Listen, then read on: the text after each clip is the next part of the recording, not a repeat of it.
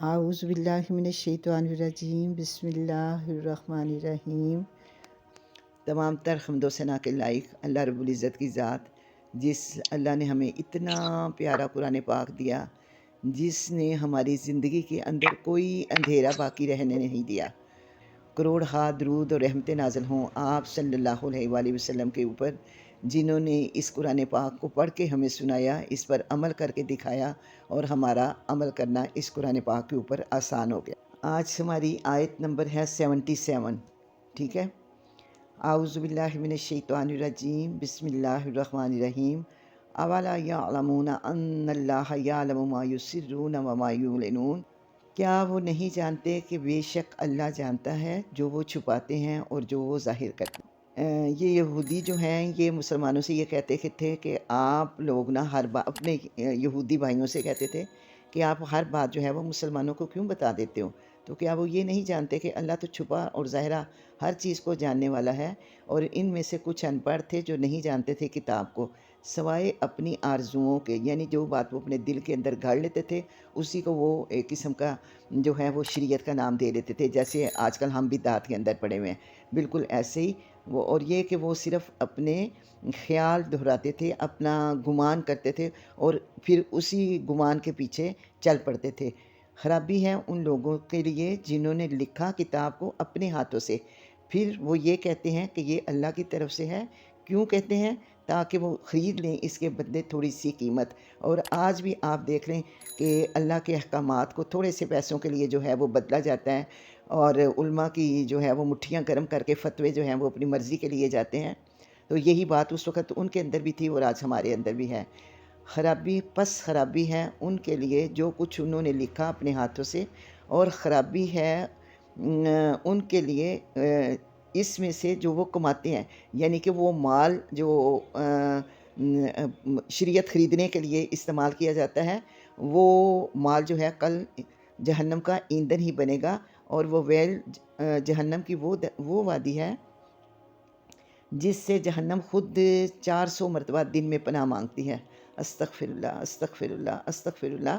اور وہ منافقوں کا ٹھکانہ ہے، ٹھیک ہے۔ وقالو، اور وہ یہ کہتے ہیں کہ ہرگز نہ ہمیں چھوئے گی آگ سوائے گنتی کے چند دنوں کے۔ یہ یہودیوں کا یہ کنسیپٹ تھا کہ جتنے دن ہم نے بچڑے کی پوجا کی ہے نا، اتنے دن صرف ہم آگ کے اندر جائیں گے، اس کے بعد اللہ رب العزت ہمیں تو آگ میں سے نکال لیں گے، لیکن جہنم جو ہے وہ اصل میں مسلمانوں کے لیے تیار کی گئی ہے۔ تو آپ کو اللہ رب العزت فرما رہے ہیں کہ اے نبی، ان سے یہ کہو کہ کیا تم نے لیا ہے اللہ سے کوئی عہد اس بارے میں کہ تم اتنے دن کے بعد جو ہے وہ جہنم سے نکال لیے جاؤ گے؟ اگر اللہ نے کوئی عہد دیا ہے تمہیں تو پھر ہرگز اللہ اپنے وعدہ کی خلاف ورزی نہیں کرے گا۔ ام تقولون، یا تم یہ کہتے ہو اللہ کے بارے میں جھوٹ باندھتے ہو اور وہ باتیں کہتے ہو جو تم نہیں جانتے۔ کیوں نہیں؟ جس نے کمائی برائیاں، وَأَحَاطَتْ بِهِ خَطِیئَتُهُ، تو اس کو اس کی خطائیں گھیر لیں گی۔ ہر انسان چاہے وہ اچھائی کرتا ہے چاہے وہ برائی کرتا ہے، اگر کوئی برائی کر رہا ہے تو وہ اللہ سے چھپے گا نہیں۔ اللہ رب العزت اس کی ساری برائیاں بھی بندہ خود ہی، وَمَن یعمل مثقال ذرۃ خیرا یرہ وَمَن یعمل مثقال ذرۃ شرا یرہ، کہ چھوٹی سے چھوٹی نیکی بھی اللہ کے آگے سے چھپی ہوئی نہیں ہے، اور چھوٹی سے چھوٹی بدی بھی اللہ سے چھپی ہوئی نہیں ہے۔ اللہ ہر چیز کو جاننے والے ہیں۔ تو جو کوئی نیکیاں کرے، برائیاں کرے گا، اس کو اس کی برائیاں جو ہیں وہ گھیر لیں گی، اور پھر اس کا ٹھکانہ جو ہے وہ آگ ہوگا، اور وہ اس کے اندر ہمیشہ رہے گا۔ اور وہ لوگ جو ایمان لائے اور انہوں نے عمل اچھے کیے، یہی لوگ ہیں جو جنتی ہیں، اور وہ جنت کے اندر ہمیشہ رہیں گے۔ وَإِذْ أَخَذْنَا مِيثَاقَ بَنِي إِسْرَائِيلَ، اور جب ہم نے عہد لیا بنی اسرائیل سے، لا تعبدون الا اللہ، کہ نہ تم عبادت کرو گے سوائے اللہ کے۔ یہ یہودیوں کی شریعت کا پہلا حکم تھا، ٹھیک ہے۔ اور ہماری شریعت میں بھی آپ دیکھیں کہ سب سے پہلا جو حکم ہے وہ یہی آتا ہے کہ لا تشرک باللہ ان الشرک لظلم عظیم، ٹھیک ہے، کہ ہم نے بھی اللہ رب العزت کی ذات کے ساتھ شرک نہیں کرنا۔ اسی طرح ان سے بھی اللہ رب العزت نے یہی عہد لیا تھا کہ تم اللہ کے سوا کسی کی عبادت نہیں کرو گے، والدین کے ساتھ احسان کرو گے، اور قرابت داروں کے ساتھ اور یتیموں کے ساتھ، مسکینوں کے ساتھ اور لوگوں سے اچھی بات کہو گے۔ دو یہاں پہ حکم ہوئے، یہ کتنے احکامات ہوئے۔ پہلا کہ اللہ کے سوا کسی کی عبادت نہیں کرو گے، والدین کے ساتھ احسان کرو گے، کیونکہ اللہ کے بعد والدین جو ہیں وہ دنیا میں لانے کا سبب بنتے ہیں، ٹھیک ہے، خالق اللہ بھی ہے اور دوسرے نمبر پہ والدین جو بندے کو دنیا میں لانے کا سبب بنتے ہیں۔ اور پھر قرابت دار، یتیم، مسکین، اور پھر حکم ہوا کہ قولوا للناس حسنا، لوگوں سے اچھے اخلاق کے ساتھ پیش آؤ۔ اگر کسی کی کوئی بات آپ کو دکھ دیتی بھی ہے، تکلیف دیتی بھی ہے، تو اس کو اچھے خندہ طریقے کے ساتھ جو ہے وہ خندہ پیشانی کے ساتھ آپ جو ہیں وہ اس سے سائڈ پہ ہو جائیں، لیکن اپنی زبان سے جو بھی ہے اس کی دل آزاری نہ کریں، اور نماز کو قائم کریں اور زکوٰۃ کو ادا کریں۔ ثم تولیتم، لیکن انہوں نے کیا کیا کہ اس ساری شریعت سے منہ پھیر دیا۔ الا قلیلا منکم، سوائے چند ایک کے، وانتم مورزون، اور تم تھے ہی اعراض کرنے والے۔ یہاں پر ایک بات آپ کو بتاؤں کہ حضرت عمر فاروق رضی اللہ تعالیٰ عنہ جو تھے، وہ یہ کہتے ہوتے تھے کہ اللہ رب العزت، آپ فرماتے ہیں نا کہ جب ہدایت کا ذکر آتا ہے تو آپ فرماتے ہیں کہ الا قلیلا منہم، سوائے چند ایک کے کسی کو ہدایت نہیں آئی، سوائے چند ایک کے کوئی عمل کرنے والا نہیں، سوائے چند ایک کے کوئی جو ہے وہ اللہ کی رضا پانے والا نہیں۔ تو وہ یہ کہتے تھے کہ اللہ رب العزت مجھے وہ جو آپ کہتے ہو نا کہ الا قلیلا، تو اللہ مجھے ایسے وہ جو تھوڑے سے لوگ آپ کہتے ہو نا کہ وہ ایمان والے تھے، وہ اطاعت گزار تھے، وہ ہدایت والے تھے، اللہ مجھے بھی ان تھوڑے لوگوں میں شامل کر لینا۔ اللہم اجعلنا منہم، اللہ ہمیں بھی ان قلیل لوگوں کے اندر شامل کر لے۔ اور جب لیا گیا عہد ان سے پکا کہ نہ تم خون بہاؤ گے آپس میں، اور نہ تم نکالو گے اپنوں کو اپنی بستیوں سے، پھر تم نے اقرار کیا اور تم اس بات کے اوپر گواہ بھی تھے، کیونکہ اب پہلے بھی ہم پڑھ چکے کہ یہ یہودیوں کے 12 قبیلے تھے، تو یہ قبیلے چونکہ ایک ہی جگہ پر رہتے تھے، آپس میں ان کے اندر اتنی لڑائیاں ہوتی تھی کہ یہ پھر لڑ مر کے نہ تو کسی دوسرے ایک دوسرے کو جو ہے وہ مجبور کر دیتے تھے کہ وہ اپنا وطن چھوڑ دیں۔ پھر اگر وہ چھوڑ کے اپنا وطن چلے جاتے اور کسی کافر ملک کے اندر پناہ لیتے، تو پھر یہ چیز جو ہے یہ ان کو بڑی گراں گزرتی کہ ہمارا جو بھائی ہے وہ جو ہے وہ کافروں کی قید میں ہے، تو پھر وہ اس کو چھڑانے کے لیے جو ہے وہ چلے جاتے۔ تو یہاں پر انہی آیات کا ذکر، اسی بات کا ذکر کیا گیا کہ تم تو وہ لوگ ہو جو قتل کرتے ہو اپنے کو اور نکالتے ہو ایک جماعت کو اپنوں میں سے، ان کی بستیوں میں سے، تم ان پر چڑھائی کرتے ہو گناہ سے اور سرکشی سے، اور یہ کہ جب آئیں تمہارے پاس قیدی تو تم فدیہ لیتے ہو ان سے، جبکہ وہ حرام ہے تمہارے اوپر ان کا اس فدیے کا لینا اور ان کو نکالنا، یعنی کہ اللہ رب العزت نے تو ان کا نکالنا ہی تمہارے اوپر حرام کیا تھا کہ تم آپس میں بھائی بھائی بن کے رکھو، کسی کو اتنا مجبور مت کرو کہ وہ اپنی بستی چھوڑنے کے اوپر مجبور ہو جائے، لیکن تم پہلے ان کو مجبور کر کے نکال دیتے ہو اور پھر بعد میں تم فدیہ دے کے انہیں واپس لے آتے ہو، کہ تم یہ کہتے ہو کہ جو جی اس ہمارے جو بھائی کو، یہ جو بھائی ہیں ان کو چھڑانا جو ہے وہ اللہ کا حکم ہے۔ تو اللہ رب العزت فرماتے ہیں افتؤمنون ببعض الکتاب، کیا تم ایمان لاتے ہو کتاب کے بعض حصوں پر اور انکار کر دیتے ہو بعض حصوں کا، تو کیا بدلہ ہے اس شخص کے لیے جو ایسا کرے گا تم میں سے۔ یعنی کہ اب آپ اس آیت کو اپنے اوپر بھی اپلائی کر کے دیکھیں کہ کیا ہم پورے کے پورے ایمان والے ہیں، جبکہ اللہ رب العزت کا حکم تو یہی ہے نا کہ یا ایھا الذین آمنوا ادخلوا فی السلم کافہ، کہ اے ایمان والو پورے کے پورے ایمان کے داخل ہو جاؤ۔ اگر ایک شخص روزہ رکھتا ہے، نماز ادا نہیں کرتا، تو اس کے لیے روزے کی پکڑ نہیں ہوگی، اگر نماز نہیں پڑھی تو نماز کی پکڑ اس کی ہوگی۔ تو جو آپ انکار کرتے ہو نا، اور اس طریقے سے جو کرتا ہے کہ ایک رکن کو چھوڑ دیا اور ایک کو ادا کر لیا، تو اس کی سزا بھی آپ قرآن کی روح سے سن لیں کہ اللہ رب العزت فرماتے ہیں کہ جو ایسا کرے گا تم میں سے، اس کی سزا کیا ہے، الا خزی فی الحیات الدنیا، کہ دنیا کی زندگی میں بھی اس کو جو ہے وہ خسارہ ملے گا، اور قیامت کے دن اس کو زبردست عذابوں کی طرف لٹایا جائے گا، یعنی دنیا بھی خراب اور آخرت بھی خراب، اور نہیں ہے اللہ غافل اس سے جو تم عمل کرتے ہو۔ اولئک الذین اشتروا الحیات الدنیا، یہی وہ لوگ ہیں جنہوں نے خرید لی دنیا کی زندگی آخرت کے بدلے، کہ دنیا کے تھوڑے سے فائدے کی خاطر، دنیا کے تھوڑے سے آرام کی خاطر، دنیا کے تھوڑے سے جو ہے وہ جاہ و جلال کی خاطر، اپنے مرتبے کی خاطر، اپنی شان و شوکت کی خاطر، اپنے اسٹیٹس کی خاطر بندہ جو ہے وہ آخرت کو بھلا دیتا ہے۔ تو اللہ رب العزت فرماتے ہیں کہ پھر کیا ہوگا، فلا یخفف عنہم العذاب، قیامت کے دن اللہ ان پر سے عذاب جو ہے وہ اس کو کم نہیں کرے گا اور نہ ہی ان کی مدد کی جائے گی۔ اور تحقیق ہم نے دی موسیٰ کو کتاب، اور کفینا من بعدہ برسل، اور ان کے بعد پہ در پہ رسول آئے۔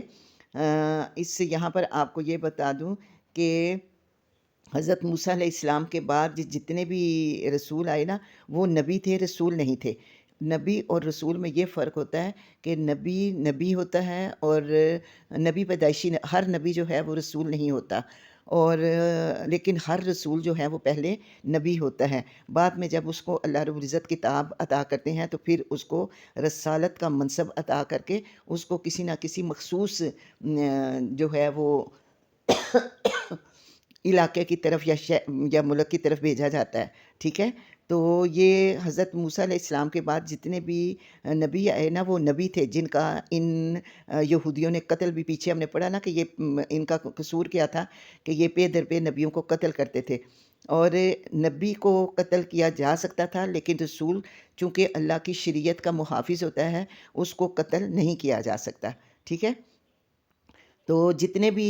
آئے ان کے بعد نبی، وہ سارے کے سارے نبی تھے۔ رسول جو تھے وہ حضرت عیسیٰ علیہ السلام آئے، جن کو پھر اللہ رب العزت نے انجیل عطا کی۔ وَآتَيْنَا عیسیٰ ابْنَ مَرْیَمَ الْبَیِّنَاتِ، اور ہم نے عیسیٰ مریم کے بیٹے کو روشن دلائل عطا کیے، وَأَيَّدْنَاهُ، اور ان کے وہ قوت دی روح الامین نے، یعنی کہ عیسیٰ علیہ السلام کو جتنے معجزات اللہ رب العزت نے عطا کیے ہیں نا، اتنے معجزات اللہ رب العزت نے کسی کو بھی عطا نہیں کیے تھے، اور ان معجزات کو جو ہے وہ لے کر آنا یا دکھانا جو ہے وہ کسی نبی کے اپنے بس کی بات نہیں ہوتی۔ یہ جو ہے یہ تو اللہ کا معاملہ ہے۔ جن معجزات کا ظہور جو ہے وہ اللہ رب العزت اپنے فرشتوں کے ذریعے کراتے ہیں، ٹھیک ہے۔ تو اگر دنیا میں بھی کسی ولی کو کوئی کرامت ملی ہوئی ہے نا، تو اس میں بھی اس کرامت کے اندر ان کا اپنا کوئی عمل دخل نہیں تھا، وہ کرامت بھی اللہ ہی کی طرف سے ظہور میں آتی ہے، ٹھیک ہے۔ افَكُلَّمَا جَاءَكُمْ رَسُولٌ، جب کبھی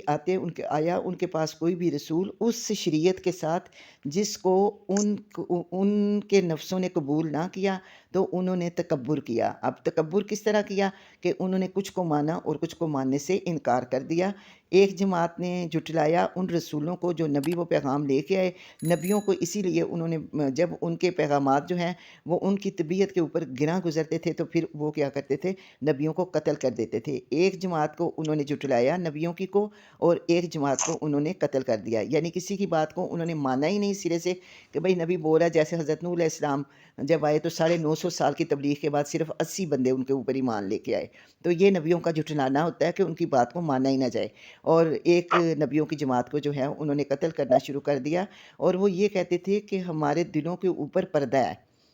ہمارے دل جو ہیں وہ جتنی شریعت ہمیں ملی اتنی ہمارے لیے کافی ہے، اس سے زیادہ کی ہمارے پاس گنجائش نہیں ہے۔ تو اللہ رب العزت فرماتے ہیں بلکہ لعنہم اللہ بکفرہم، بلکہ اللہ نے لعنت کی ان کے اوپر ان کے کفر کے سبب جو وہ کر رہے تھے، کیونکہ وہ بہت تھوڑا تھا جو وہ ایمان لائے، یعنی جتنی شریعت وہ کہتے تھے نا کہ ہمارے لیے یہی شریعت کافی ہے، تو وہ شریعت ان کی کل قیامت کے دن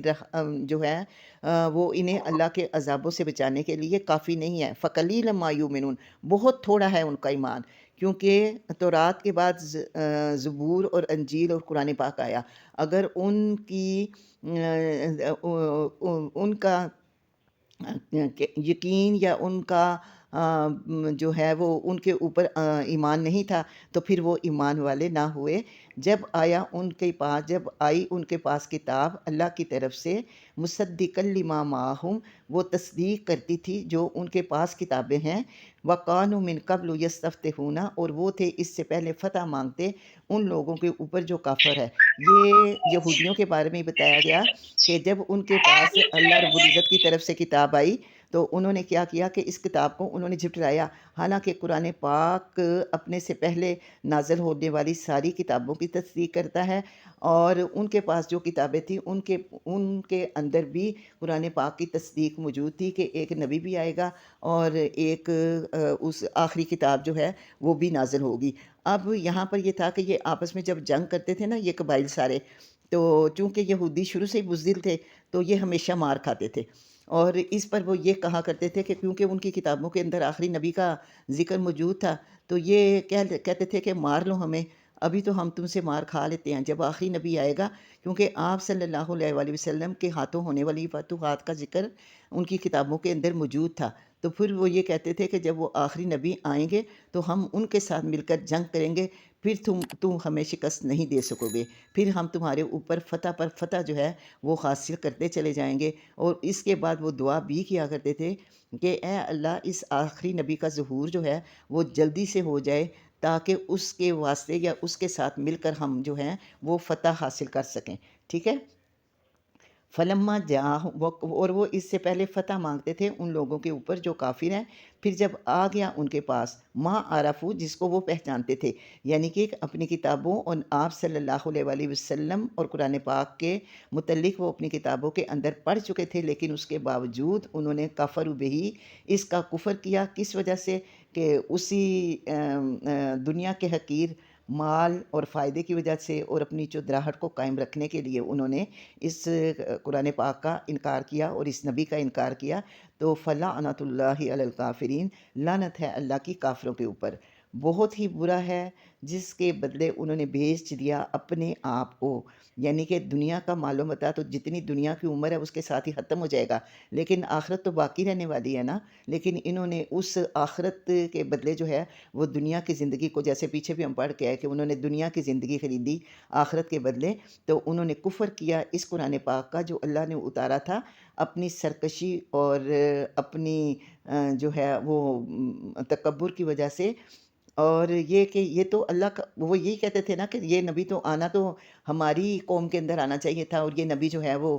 بنی اسماعیل کے اندر نبوت جو ہے وہ چلی گئی، اس وجہ سے سارا اختلاف جو ہے وہ ان کے اندر زہر بھرا ہوا تھا۔ تو یہ تو اللہ کی تقسیم ہے، این ینزل اللہ من فضلہ، کہ یہ تو اللہ کی تقسیم ہے کہ وہ جس پر چاہے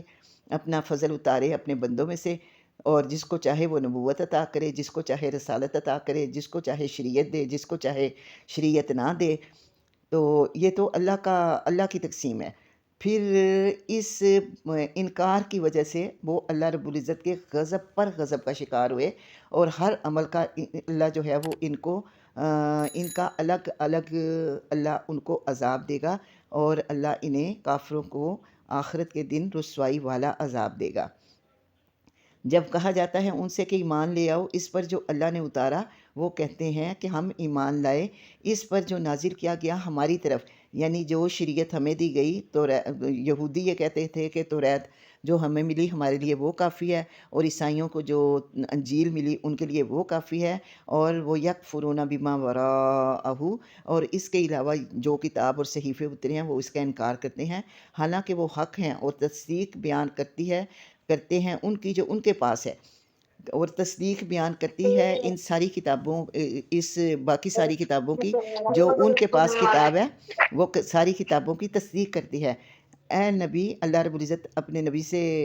فرما رہے ہیں کہ میرے نبی ان سے یہ پوچھو کہ کیا ان کی کتابوں کے اندر یہ سارے احکامات تھے کہ نبیوں کو قتل کرنا اور یہ سب کچھ کرنا؟ اے نبی پوچھو ان سے، پھر کیوں تم قتل کرتے تھے نبیوں کو، اللہ کے نبیوں کو اس سے پہلے، اگر تم واقعہ ہی مومن ہو اور تمہارا اپنی کتاب کے اوپر ایمان تھا، تمہارا اپنی شریعت کے اوپر ایمان تھا، اور جب آیا موسیٰ تمہارے پاس روشن دلیلیں لے کے، روشن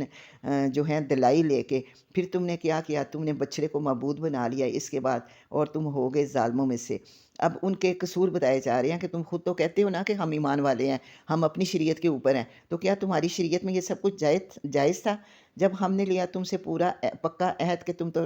تورات کے احکامات کو مانو گے، اور تم نے نہیں مانا، تو ہم نے تمہارے اوپر کوہ طور کو بلند کیا، اور تم سے یہ وعدہ لیا تھا کہ پکڑو اس تورات کے اندر جتنے بھی احکامات ہیں ان کو مضبوطی کے ساتھ اور ان کو سنو، لیکن تم نے کیا کہا؟ تم نے کہا کہ ہم نے سنا و اسینا اور ہم نے نافرمانی کی۔ اب یہاں پر ہمارے لیے کیا حکم ہے کہ ہم جب بھی قرآن اللہ کے قرآن پاک کو پڑھیں، اللہ کی شریعت کو پڑھیں، تو اس وقت ہم نے سمینا و اسینا نہیں کہنا، ہم نے سمینا و اطعنا کہنا ہے کہ اللہ پاک ہم نے جو سنا، انشاءاللہ انشاءاللہ ہم پوری کوشش کریں گے کہ اللہ تیرے احکامات کی پیروی کریں اور ان کی اطاعت کریں۔ وَأُشْرِبُوا فِي قُلُوبِهِمُ الْعِجْلَ بِكُفْرِهِمْ، اور ان کے دلوں کے اندر تو بچڑے کی محبت تھی، تو اسی وجہ سے یہ اترنے والی کسی بھی شریعت کو جو ہے وہ نہیں مانتے تھے، کیونکہ انہوں نے دل سے ابھی تک موسیٰ علیہ السلام کو اللہ کا نبی اور موسیٰ کی لائی ہوئی شریعت کو جو ہے وہ اللہ کی بھیجی ہوئی کتاب جو ہے وہ تسلیم نہیں کیا تھا۔ ان کے دلوں کے اندر ابھی تک وہ بچھڑے کی محبت جو ہے وہ تھی، حالانکہ بچھڑے کو جو ہے وہ جلا کر اس کی راکھ دریا کے اندر بہا دی گئی تھی، اور ان لوگوں نے کیا کیا، انہوں نے اس میں سے کچھ نے کیا کیا کہ وہ جو دریا کے اندر راکھ تیر رہی تھی نا، اسے نکال کے تو پی لیا کہ، اور اس کی مطلب یہ کہ ماننا ہی نہیں چاہتے تھے نا، اصل بات یہ تھی۔ اور پھر اللہ رب العزت فرماتے ہیں کہ اے نبی ان سے یہ کہہ دو کہ بے سما یا مرکم بھی ایمانکم، کتنا برا ہے تمہارا ایمان جو تمہیں ایسے کام کرنے کا حکم کرتا ہے، اگر تم ایمان والے ہو۔ اگر یہ والا ایمان ہے جسے تم ایمان کہتے ہو، تو یہ ایمان تو بہت ہی برا ہے۔ پھر اللہ رب العزت فرماتے ہیں کہ اے میرے نبی ان سے یہ کہو کہ تم یہ کہتے ہو کہ ہم تھوڑے دنوں کے لیے جہنم میں جائیں گے، اتنے دن صرف ہم جو ہے وہ جہنم میں جلیں گے جتنے دن ہم نے بچھڑے کی پوجا کی ہے۔ تو ان سے یہ کہو کہ اگر تمہارے لیے آخرت کا گھر اتنا ہی اچھا ہے اللہ کے پاس، تو پھر اور لوگوں کے علاوہ تو تم موت کی تمنا کیوں نہیں کرتے؟ اگر تم اپنے اس قول کے اندر سچے ہو، یہ دنیا کی زندگی تو ہے جو ہے، اس کے اندر تو بہت زیادہ تکالیف ہیں، بہت مشقتیں ہیں، بہت محنتیں ہیں، کسی کا بعض اوقات کسی کی ایسی ایسی دل دکھانے دینے والی باتوں کو بھی جو ہے وہ بندے کو برداشت کرنا پڑتا ہے۔ اور اگر تمہارے لیے آخرت کا گھر اتنا ہی اچھا ہے، تو پھر تم کیوں وہ آخرت کے گھر کی تمنا نہیں کرتے؟ کیونکہ مومن جو ہے اس کے لیے تو میرے نبی نے فرمایا کہ دنیا جو ہے وہ قید خانہ ہے، الدنیا سجن المؤمن و جنات کافر، کہ کافر کے لیے یہ دنیا جو ہے وہ حسین ہے اور اسے جنت نظر آتی ہے۔ مومن کے ارد گرد تو جو ہے اللہ کی حدوں کی باڑ لگی ہوئی ہے۔ تو اب تم اگر کہتے ہو کہ تمہارے لیے آخرت کا گھر اتنا پیارا ہے اور اللہ نے وہ بنایا ہی تمہارے لیے ہے، تو پھر تم موت کی تمنا کیوں نہیں کرتے؟ پھر اللہ خود ہی کہتے ہیں کہ وَلَن يَتَمَنَّوْهُ أَبَدًا، یہ کبھی بھی اس موت کی تمنا نہیں کریں گے، کیونکہ انہوں نے جو بھی گندے اعمال کیے ہیں وہ اپنے ان سارے گندے اعمال کو جانتے ہیں، اور اللہ بھی جانتا ہے ظالموں کو۔ اور ضرور آپ ان کو پاؤ گے زیادہ حریص دنیا کی زندگی میں اور لوگوں کے علاوہ، اور ان لوگوں سے بھی زیادہ جو مشرک ہیں۔ یعنی مشرک تو پھر بھی یہ آپ نے جنگ بدر ہم نے اپنی کلاس کے اندر پڑھی تھی، تو آپ یہ دیکھیں کہ مشرک تو پھر بھی اپنے چلو وہ نام نہاد خداؤں کے لیے ہی صحیح، لیکن وہ لڑنے کے لیے میدان میں جنگ کے اندر آئے۔ لیکن ان کے بارے میں کہا جاتا ہے کہ یہ یہودی اتنی بزدل قوم ہے، یہ کبھی بھی سامنے آ کے مسلمانوں سے یا کسی بھی کے ساتھ بھی لڑائی کرنے کی ان کے اندر ہمت نہیں ہے، یہ پیچھے سے ہی وار کریں گے صرف۔ آل عمران کے اندر بھی ہے نا کہ اے میرے نبی یہ صرف تمہیں اذیت پہنچا سکتے ہیں، وَإِن يُقَاتِلُوكُمْ يُوَلُّوكُمُ الْأَدْبَارَ، کہ اگر یہ تمہارے ساتھ جنگ کرنے کے لیے آئیں گے نا تو پیٹھ موڑ کے بھاگ جائیں گے۔ اور یہ آگے انشاءاللہ ہم پڑھیں گے کہ یہ دیکھیں کیسے کیسے انہوں نے جو ہے وہ میدانوں کو چھوڑ کے تو یہ کس طریقے سے بھاگے ہیں۔ تو یہ ہے کہ یہ لوگ، ان کو اپنی زندگی جو ہے نا وہ بہت ہی پیاری ہے، تو ان میں سے ہر ایک جو ہے وہ یہ چاہتا ہے کہ کاش کے اس کو عمر ملے 1000 سال کی۔ تو اللہ فرماتے ہیں کہ کیا ان کو یہ جو اتنی لمبی عمر مل بھی جائے اگر ان کو 1000 سال کی، تو کیا یہ اللہ کے عذابوں سے ان کو چھڑا لے گی؟ واللہ بصیر بما یعملون، کیونکہ اللہ تو ان کے تمام اعمال کو گھیرے ہوئے ہے، اور اللہ ان کے اعمال کا بدلہ جو ہے وہ ان کو ضرور دے گا۔ اے نبی آپ یہ کہہ دیں جو دشمن ہے جبرائیل کا، تو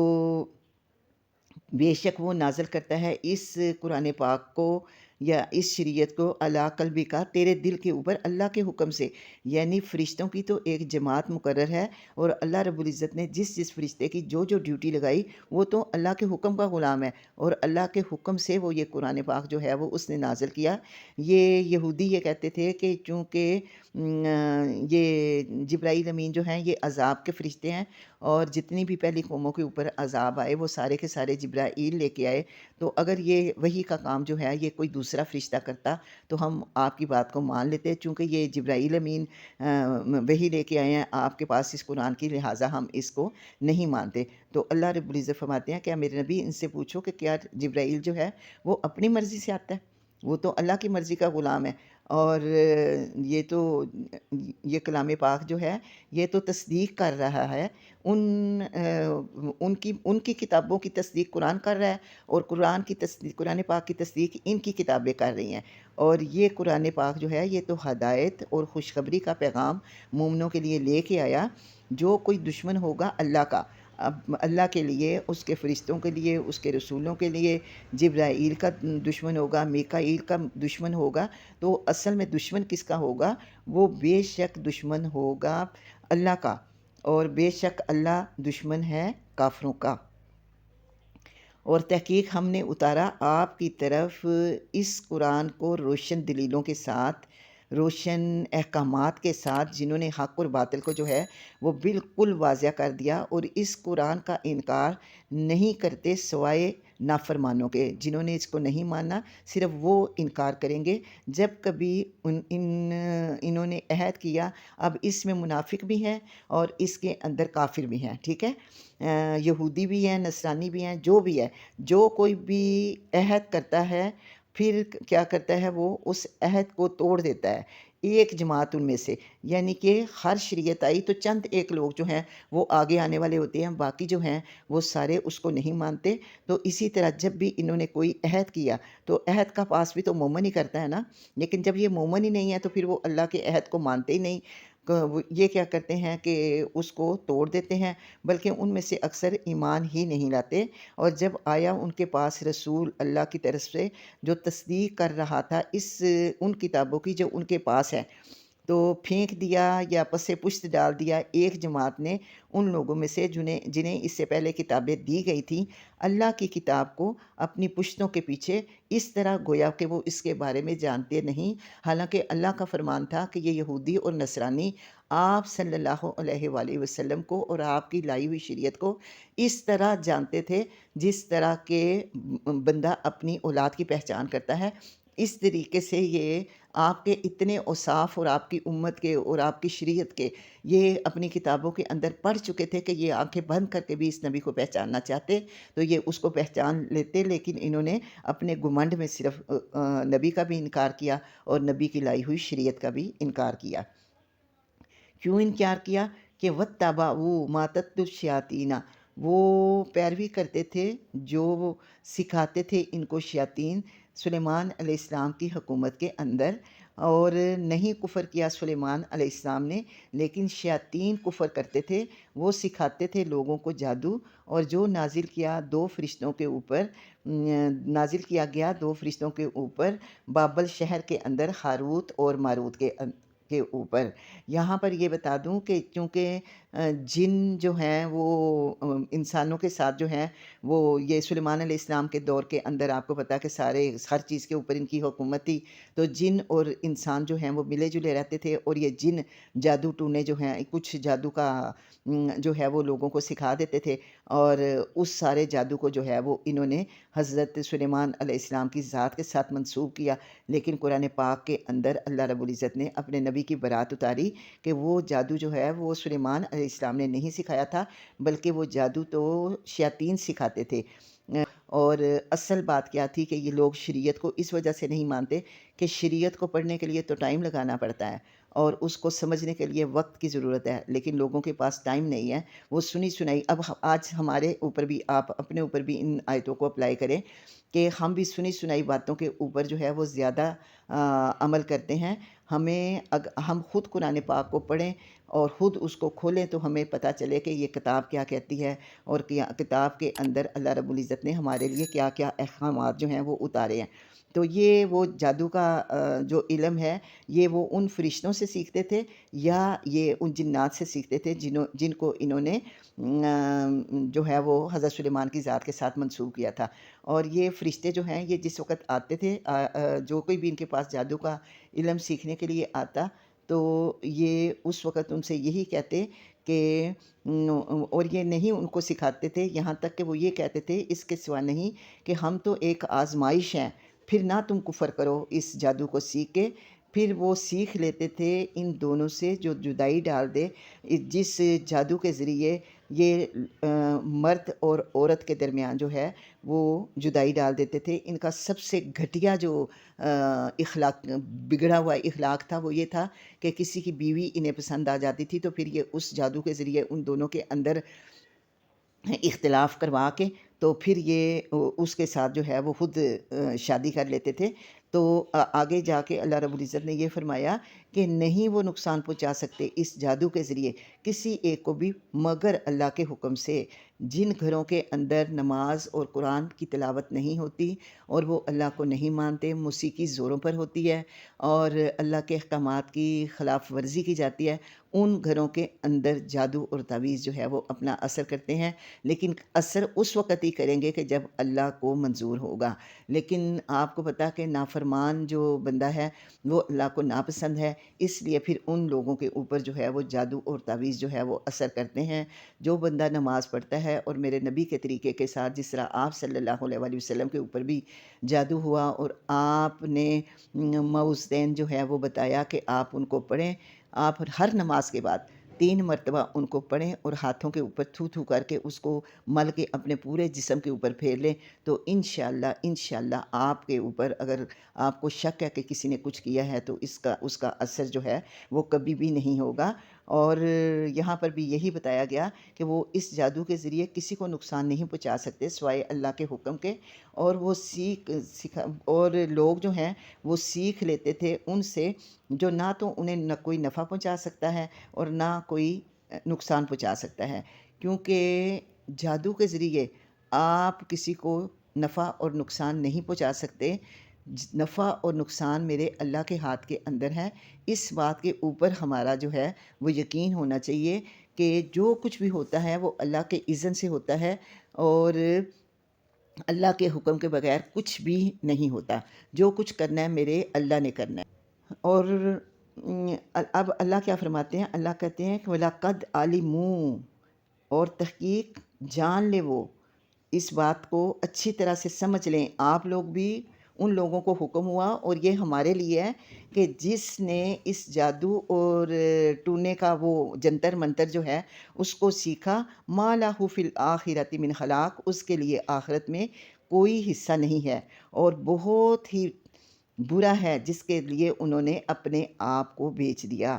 لو کانوا یعلمون، کاش وہ اس بات کو جان لیں کہ جتنی دیر کی دنیا ہے اتنی دیر کا وہ فائدہ ہے، دنیا ختم ہوگی تو وہ فائدے بھی سارے ختم ہو جائیں گے اور آخرت میں سوائے خسارے کے انہیں کچھ نہیں ملے گا۔ کاش وہ ایمان لے آتے تو اللہ کے پاس بہترین ٹھکانہ جنت کی صورت میں پاتے۔ لو کانوا یعلمون، کاش کہ وہ اس حقیقت کو جان لیتے کہ اللہ کے پاس بہت کچھ ہے۔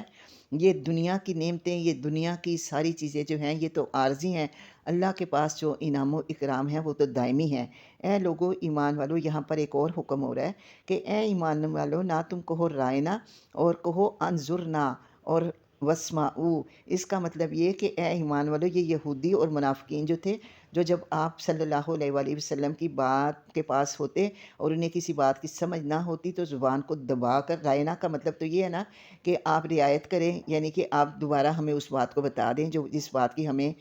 سمجھ نہیں آئی، تاکہ ہم بات کو اچھی طرح سمجھ لیں۔ تو یہ رائنا کے بجائے رائینہ کہتے تھے، اپنی آواز کو دبا کے نا، زیر کو، تو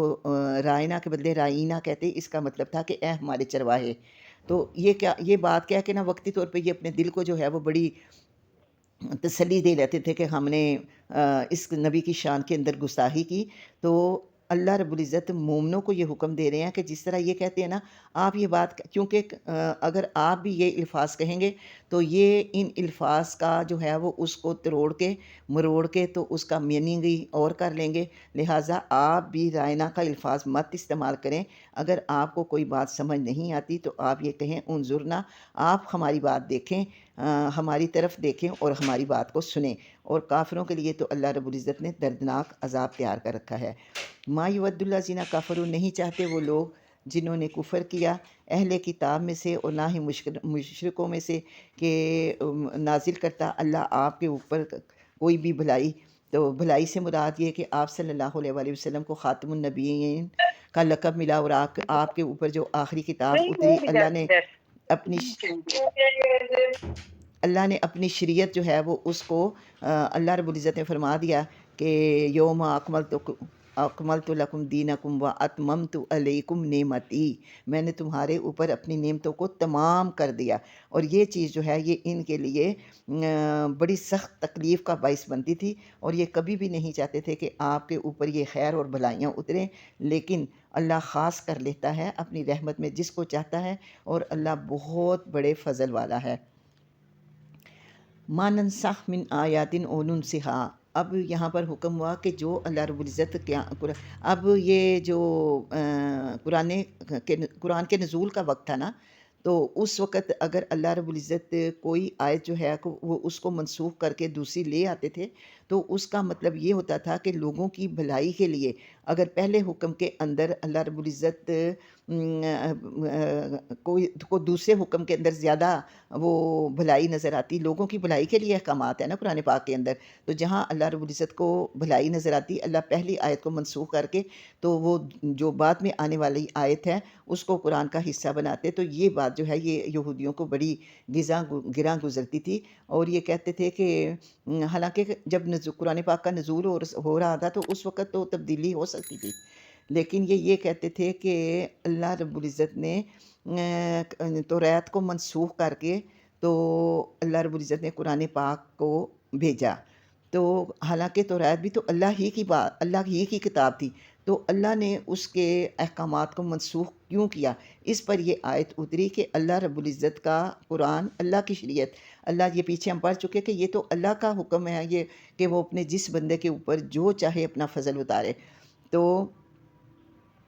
اب قرآن پاک کے اندر کتنی ہی آیتیں موجود ہیں جو کہ منسوخ ہو چکی ہیں، اور ان کے علاوہ جو ہے وہ دوسرے احکامات آ چکے، جس طرح پہلے دو بہنوں کے ساتھ شادی کرنا جو ہے وہ جائز تھا لیکن بعد میں وہ حرام ہو گیا۔ اب جس طرح یہ تھا کہ پہلے بیت المقدس کی طرف منہ کر کے نماز پڑھنے کا حکم ہوا تھا، لیکن 18 ماہ کے بعد دوبارہ بیت اللہ کی طرف منہ کرنے کا حکم ہوا۔ تو یہ چیزیں جو ہے نا یہ کہتے تھے کہ یہ کیا، کبھی اللہ کوئی حکم دے دیتا ہے اور کبھی اللہ کوئی حکم دے دیتا ہے، تو یہ معاملہ اللہ کا، کیونکہ اللہ ان اللہ علی کل شیء قدیر، کیا تم نہیں جانتے کہ بے شک اللہ ہی ہے، اسی کی بادشاہت ہے آسمانوں میں اور زمینوں میں، اور تمہارے لیے اللہ سے بڑھ کے کوئی دوست اور مددگار نہیں ہے۔ ام تریدون ان تسألوا رسولکم، کیا تم چاہتے ہو کہ تم سوال کرو اپنے رسول سے، جیسا کہ سوال کیا گیا تھا موسیٰ سے، اس سے پہلے موسیٰ سے سوال کیا ہوا تھا کہ ہم یہ پیچھے ہم پڑھ کے آئے کہ ہم اللہ کو اس وقت تک نہیں مانیں گے جب تک کہ ہم اللہ کو کھلم کھلا دیکھ نہیں لیتے۔ تو آپ صلی اللہ علیہ وآلہ وسلم سے بھی یہ جو منافقین ہیں یہ آئے دن معجزات کا مطالبہ کرتے تھے کہ جس طرح پہلے نبیوں کو معجزے ملے، آپ کو کوئی معجزہ جو ہے وہ اللہ رب العزت کی طرف سے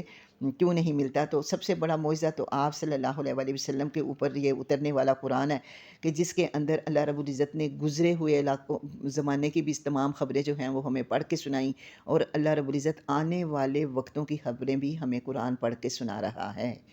ابھی ہم میں سے کسی نے عالم برزخ نہیں دیکھا، لیکن اللہ رب العزت فرما رہے ہیں نا کہ قبر کے اندر 3 سوال ہوں گے، من ربوں کا، من دینوں کا، من نبیوں کا۔ تو ہم سب نے ان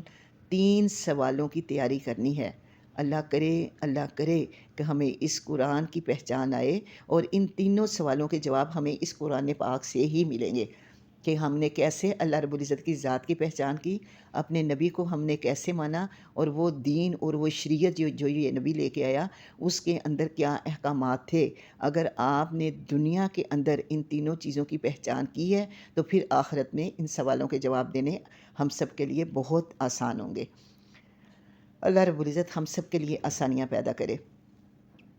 تو یہاں پر یہ فرمایا جاتا ہے کہ جو بھی بندہ، اب چاہتے ہو تم بھی یہ چاہتے ہو کہ تم بھی موسیٰ کی طرح جو ہے وہ اپنے نبی سے سوال کرو، تو جو بدل دیتا ہے اپنے ایمان کے بدلے کفر کو تو وہ کیا کرتا ہے، وہ سیدھے راستے سے بھٹک جاتا ہے۔ ودّ کثیر من اہل الکتابی، چاہتے ہیں بہت سے لوگ اہل کتاب میں سے کہ کاش وہ پھیر دے آپ کو آپ کے ایمان لانے کے بعد کفر کے اندر۔ وہ کس وجہ سے یہ کہتے ہیں کہ حسدم من عندی انفسہم، کہ ان کے دلوں کے اندر حسد ہے۔ کس وجہ سے؟ کہ انہوں نے قرآن پاک کے اندر اپنی کتابوں کے اندر بھی یہ امت محمدیہ کے اوصاف پڑھ چکے تھے، اور اب انہیں یہ جو ہے نا کہ اللہ رب العزت نے عام پر جو نعمتیں تمام کی ان کے بارے میں بھی یہ اپنی کتابوں کے اندر پڑھ چکے تھے۔ اب ان کے دل کے اندر جو ہے وہ کینہ اور بغض اور حسد جو ہے وہ ان کے دلوں کے اندر تھا، اور یہ کوششیں یہ کر رہے تھے کہ کسی بھی طریقے سے یہ نبی اور اس کی امت کو جو ہے وہ واپس پھیر کے یہ اسی گمراہی کے گھڑے میں لے جائیں، بالکل اس بلی کی طرح کہ اگر اس کی دم کٹ جاتی ہے نا تو اس کی کوشش یہ ہوتی ہے کہ وہ باقی دنیا کے اندر جتنی بھی بلیاں ہیں نا ان کی بھی دمیں کٹ جائیں، تاکہ ان کے اندر اور دوسری بلیوں کے اندر جو ہے وہ فرق نہ رہے۔ تو یہ بھی یہی چاہتے تھے کہ یہ بھی جو ہیں وہ ہماری طرح ہی، جس طرح ہم جو ہے وہ اپنے جس طرح کا ان کا ایمان تھا۔ ایمان سے مراد یہ ان کی شریعت نہیں تھی، کیونکہ وہ شریعت کو تو وہ مانتے ہی نہیں تھے۔ وہ تو جس طریقے کی اپنی رنگین دنیا گزار رہے تھے نا، ان کا دل یہ تھا کہ یہ جو مسلمان ہیں یہ بھی اسی طرح اپنی زندگی گزاریں۔ کیوں؟ تاکہ ان کے اندر اور ہمارے درمیان کوئی فرق باقی نہ رہے۔ ٹھیک ہے؟ تو اللہ رب العزت فرماتے ہیں کہ فَاعْفُوا وَاصْفَحُوا، کہ تم ان سے کیا کرو کہ تم ان کی پیروی مت کرو، ان سے جو ہے وہ ان کی باتوں کی طرف دھیان مت دو۔ آپ کیا کرو، آپ اپنی نماز روزے اور اپنے جو دین کے احکامات آپ کے اوپر شریعت جو نازل ہوئی ہے نا، آپ اپنی ساری توجہ جو ہے وہ اس طرف مبذول کرو، ان کی باتوں کی طرف مت جاؤ۔ آپ جو حتیٰ یاتی اللہ بامرہ، آپ اس وقت تک جب تک کہ اللہ کو کوئی حکم نہیں آ جاتا، آپ نے کیا کرنا ہے، آپ یعنی اس سے مراد ہے کہ قیامت کا دن یا موت کا دن۔ ٹھیک ہے؟ کہ آپ نے یا تو یہ ان کو اللہ جو ہے وہ غرق کر دے، یہ ویسے ہی ختم ہو جائیں، یا یہ جو ہے اللہ ان کے لیے کوئی بھی حکم نازل کرے کہ ان سے لڑائی کی صورت میں یا جھگڑے کی صورت میں، تو آپ لوگ اس حکم کا انتظار کرو، اور اس حکم کے اترنے سے پہلے آپ نے ان کی باتوں کی طرف توجہ نہیں دینی، اپنا نماز روزہ کرنا ہے، کیونکہ اللہ ہر چیز کے اوپر قدرت رکھتا ہے۔ نماز کو قائم کرو،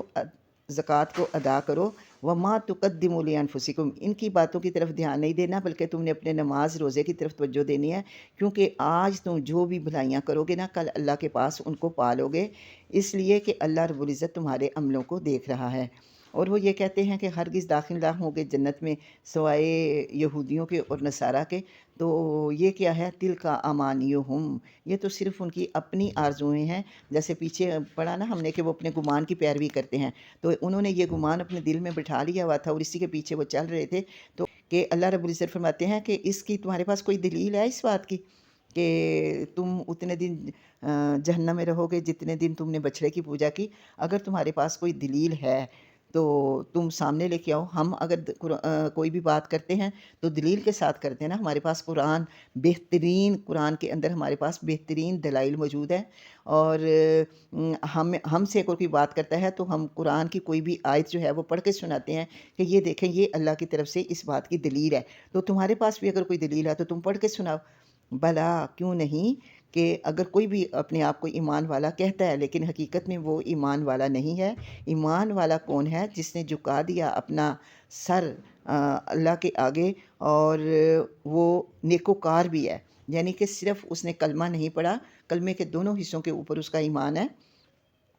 کلمہ بھی پڑھا اور اس کے بعد وہ عامل الصالحات پہ بھی آیا، تو اس کا اجر اس کے رب کے پاس ہے۔ ایسے لوگ کل قیامت کے دن نہ انہیں کوئی خوف ہوگا اور نہ انہیں کوئی غم ہوگا۔ وقالت الیہود لیست النصارى، اور کہتے ہیں یہودی کہ نہیں ہے نصارہ کسی چیز کے اوپر، اور کہتے ہیں نصارہ نہیں ہے یہودی کسی چیز کے اوپر، حالانکہ وہ کتاب کو پڑھتے ہیں۔ اب نصارہ اس وجہ سے یہودیوں کو کہتے تھے کہ وہ کسی بات کے اوپر نہیں ہے، کیونکہ ان کا حضرت عیسیٰ علیہ السلام کے اوپر ایمان نہیں تھا، اس لیے وہ ان کو کافر کہتے تھے۔ اور جو ہیں وہ یہودی جو ہیں وہ نصارہ کو اس لیے کافر کہتے تھے کہ وہ ایک کے بجائے 3 خداؤں کو مانتے تھے۔ وہ یہ کہتے تھے کہ حضرت مریم، حضرت عیسیٰ یا اللہ، ان تینوں کے اوپر جو ہے وہ ان کا ایمان تھا کہ ان تینوں میں سے تین میں سے ایک کا ان کا کنسیپٹ تھا، تو اس وجہ سے وہ ان کو جو ہے وہ کافر کہتے تھے، حالانکہ وہ کتاب پڑھتے تھے۔ اسی طرح کہا ان لوگوں نے جو نہیں جانتے ان جیسی بات، یعنی جو مکے کے کافر تھے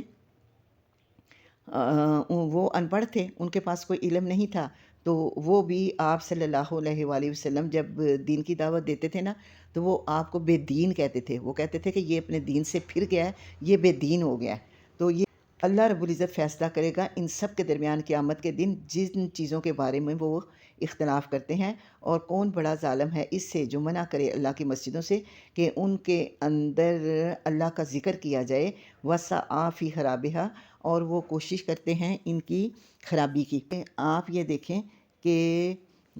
یہ لوگ جو ہیں یہ یہودیوں نے، عیسائیوں نے یہودیوں کو بیت المقدس میں داخل ہونے سے منع کیا، اور یہ جو کفار مکہ تھے یہ کیا کرتے تھے، آپ صلی اللہ علیہ وآلہ وسلم اور آپ کے صحابہ کو بیت اللہ میں جا کر نماز ادا کرنے کی اجازت نہیں دیتے تھے۔ اور پھر صلح حدیبیہ کے وقت آپ یہ دیکھیں کہ جس وقت عمرہ کرنے کے لیے آپ صلی اللہ علیہ وآلہ وسلم اور آپ کے ساتھی گئے، تو انہوں نے آپ کو اس سال عمرہ نہیں کرنے دیا، روکا آپ کو۔ تو یہاں پر یہی بتایا گیا ہے کہ اس سے بڑا ظالم کون ہوگا جو اللہ کی مسجدوں سے روکے اور ان کی خرابی۔ مسجدوں کی خرابی کیا ہے؟ مسجدوں کی خرابی یہ ہے کہ مسجدوں کے اندر جس طرح ان لوگوں نے مسجد کے خانہ کعبہ کے اندر جو ہے وہ 360 اپنے بت رکھے ہوئے تھے، تو مسجد چونکہ اللہ کا گھر ہے، تو ان المساجد للہ، تو مسجدیں جو ہیں یہ تو اللہ کے لیے ہونی چاہیے، یہ تو اللہ کا گھر ہے، اس کے اندر تو صرف اور صرف اللہ کی عبادت ہونی چاہیے، اور اگر وہاں پر اللہ کی عبادت کے علاوہ کچھ بھی کیا جاتا ہے تو اس کا مطلب ہے کہ وہ مسجدوں کی آبادی نہیں بلکہ مسجدوں کی خرابی ہے۔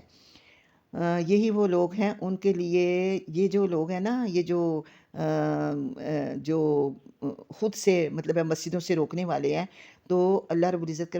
فرماتے ہیں کہ ان لوگوں کے لیے مسجدیں نہیں ہیں کہ وہ اس میں داخل ہوں۔ مسجدوں میں داخل ہونے والے تو کون لوگ ہونے چاہیے؟ الا خائفین، کہ جو اللہ کے خوف سے لرزتے ہوں، جن کے خوف اللہ کے، جن کے دلوں کے اندر اللہ کا خوف ہو، عمل کرتے ہوئے بھی اللہ سے ڈریں کہ پتہ نہیں کہ میں نے یہ عمل کیا میرے اللہ کی مرضی کے مطابق، میرے اللہ کی شان کے مطابق میرا یہ عمل تھا بھی نہیں، کیونکہ عمل کرنا ہمارا کام اور قبول کرنا اللہ رب العزت کے کام۔ اللہ رب العزت ہماری ٹوٹی پھوٹی، کیونکہ ہم اللہ کی شان کے مطابق جو ہے وہ اللہ نہ تو اللہ کی شان بیان کر سکتے ہیں اور نہ ہی اللہ کی شان کے مطابق اس کی عبادت کر سکتے ہیں، اور اللہ رب العزت نے جو ہمیں نعمتیں دی ان کے بدلے بھی ہم اللہ رب العزت کو کچھ نہیں دے سکتے۔ اللہ خود ہی اپنی شان کے مطابق، اپنی صفات کے ذریعے اللہ رب العزت آپ نے اپنی جو شان بیان کی ہے، اللہ ہم تو اس قابل نہیں ہیں کہ آپ کی شان بیان کر سکے۔ اللہ آپ خود ہی جو اپنی شان قرآن کے اندر بیان کرتے ہیں، اللہ رب العزت آپ خود ہی اپنی جو شان بیان کرتے ہیں، اللہ آپ خود ہی اپنی شان بیان کریں۔ ہم اس قابل کہاں کہ آپ کی عبادت کا حق ادا کریں اور آپ کی ثنا کر سکیں جیسا کہ ثنا کرنے کا ہمارا حق ہے۔ اللہ پاک ہماری ٹوٹی پھوٹی عبادتوں کو قبول کر لینا، اور ان ٹوٹی پھوٹی عبادتوں کا اجر ہمیں کل قیامت کے دن اللہ اپنی شان کے مطابق عطا کرنا۔ تو ایسے لوگ جو ہیں جو مسجدوں کی بربادی کے در پہ ہیں، ان کے لیے اللہ رب العزت نے فرمایا کہ دنیا میں بھی رسوائی ہے اور آخرت میں بھی ان کے لیے جو ہے وہ بہت بڑا عذاب ہے۔ اللہ ہی کے لیے ہے مشرق بھی اور مغرب بھی۔ یہاں پر حدیث ملتی ہے کہ آپ صلی اللہ علیہ وآلہ وسلم اور صحابہ کرام ایک دفعہ کسی جنگ کے لیے نکلے اور راستے میں رات ہو گئی۔ اب پڑاؤ ڈالا، چونکہ اندھیرا تھا تو لوگوں کو سمجھ نہیں آئی کہ ہم نے نماز جو ہے وہ کس رخ پڑھنی ہے، قبلہ کس سمت ہے۔ تو جس کو جس سمت کی طرف اس کا دل چاہا، مطلب اس کے ذہن کے اندر یہ تھا، کسی کے دل کے اندر یہ تھا کہ قبلہ اس طرف ہوگا، مشرق ادھر ہوگا، کسی کے دل کے اندر تھا کہ مشرق اس طرف ہوگا۔ اب انہوں نے نمازیں تو پڑھ لیں اور اپنی اپنی نشانی کے لیے انہوں نے ایک ایک پتھر اس جگہ پہ رکھ دیا، جب صبح آپ صلی اللہ علیہ وآلہ وسلم بھی اٹھے تو اس وقت پھر سب نے جو ہے وہ بتایا، تو آپ صلی اللہ علیہ وآلہ وسلم نے انہیں نماز لوٹانے کے لیے نہیں کہا۔ اب ان میں سے کچھ صحابہ نے تو جب صحیح قبلے کا تعین ہو گیا تو کچھ نے تو اپنی نماز جو ہے لوٹائی، کچھ نے نہیں لوٹائی، اور آپ صلی اللہ علیہ وآلہ وسلم نے بھی انہیں نماز لوٹانے کا نہیں کہا، کیونکہ مشرق اور مغرب یہ تو صرف ایک سمت ہے جو اللہ رب العزت نے مسلمانوں کی اجتماعی نماز کے لیے ایک سمت مقرر کی، کہ تاکہ دیکھنے والوں کے اوپر جو ہے وہ مسلمانوں کا رعب پڑے، کہ کیونکہ آپ دیکھیں کہ اکیلے اکیلے کوئی بھی بندہ جو ہے وہ کوئی بھی عمل کرے گا تو وہ اس کی انفرادیت جو ہے وہ دوسرے دیکھنے والوں کے اوپر جو ہے وہ اتنا اثر نہیں کرتی جتنا ایک دم اللہ اکبر کی آواز آتی ہے، اور جس طرح سارے کے سارے مسلمان جو ہیں وہ ایک دم جس وقت سجدے میں جاتے ہیں تو اللہ کی بڑائی بیان کرتے ہیں۔ تو ایک دفعہ میں نے کہیں پڑھا تھا کہ کوئی سفیر آیا ہوا تھا کسی باہر کے ملک سے، اس نے جس وقت یہ چیز دیکھی تھی مسلمانوں کی، تو وہ یہ چیز دیکھ کے ایمان لے آیا تھا کہ ان کے اندر اتنی اجتماعیت ہے کہ ایک وقت کے اندر اتنے ڈھیر لوگ جو ہیں وہ ایک وقت کے اندر اللہ اکبر کی صدا آتی ہے اور وہ اپنی پوزیشن کو چینج کرتے ہیں۔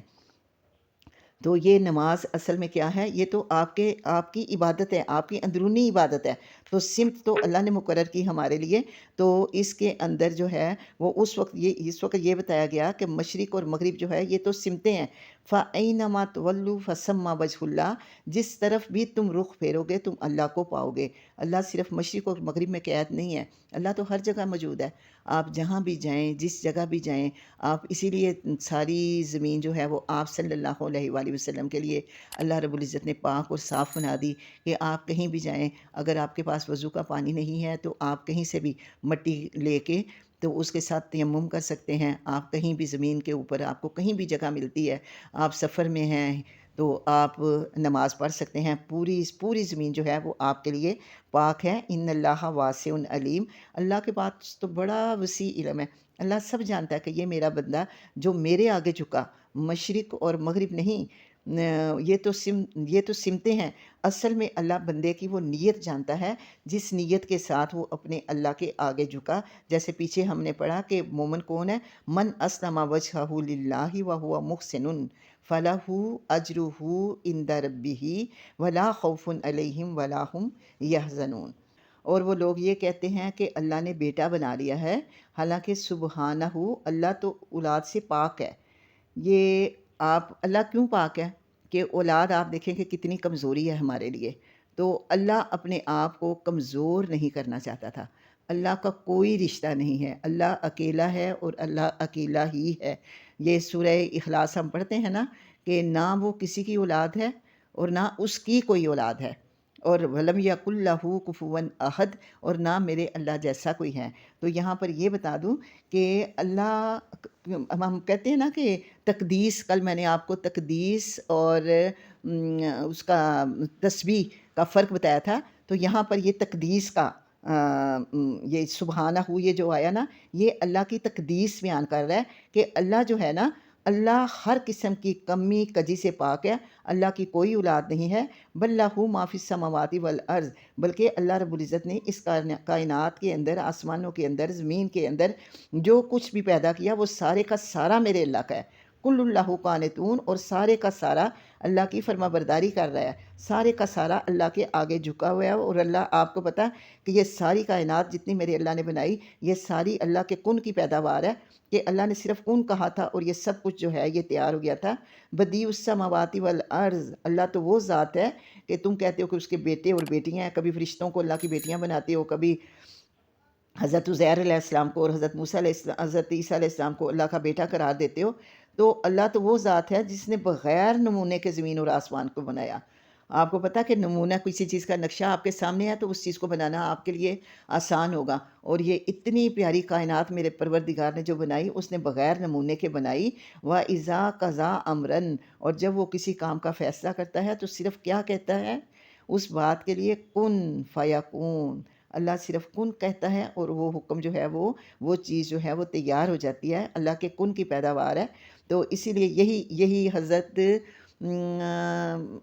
آدم علیہ السلام اور حضرت عیسیٰ علیہ السلام، یہی اللہ رب العزت کا کلمہ کن جو ہے، اسی کے ذریعے اللہ رب العزت نے ان کو پیدا کیا تھا، ٹھیک ہے۔ وقال اللہ زینہ، اور کہا ان لوگوں نے، لا یعلمون، جو نہیں جانتے کتاب کے بارے میں، نہ کسی شریعت کے بارے میں، کہ کیوں نہیں کلام کرتا اللہ ہمارے ساتھ، یا کیوں نہیں آتی ہمارے پاس کوئی نشانی۔ تو مزاج کے لحاظ سے پہلے والے لوگ ہوں، ان کی گمراہی کو دیکھیں، یا آج کا گمراہ کوئی شخص ہو، اس قسم کے اعتراضات اور مطالبات کون کرے گا؟ جن کے دل میں ایمان نہیں ہے، کیونکہ جن کے دلوں میں ایمان ہے ان کو تو اللہ رب العزت کی ذات کو پہچاننے کے لیے جو ہے وہ صرف ایک دلیل ہی کافی ہے۔ تو اللہ رب العزت تو یہ کہتے ہیں نا کہ باہر ذرا ایک نظر تو دوڑا، دیکھ تو صحیح بندے، باہر کائنات کے اندر اللہ رب العزت کی کتنی نشانیاں پھیلی ہوئی ہیں، اور اگر آپ انہیں نہیں دیکھ سکتے تو اپنے آپ کو دیکھیں کہ اللہ رب العزت نے کتنی اچھی تخلیق کے اندر پروردگار کی ذات نے ہمیں تخلیق کیا، کتنی اچھی ساخت کے ساتھ، کتنی پیاری شکلیں اللہ رب العزت نے عطا کی۔ تو اس طرح کی نشانیاں جو ہے نا، وہ صرف وہ لوگ مانگیں گے جن کا ایمان کمزور ہے۔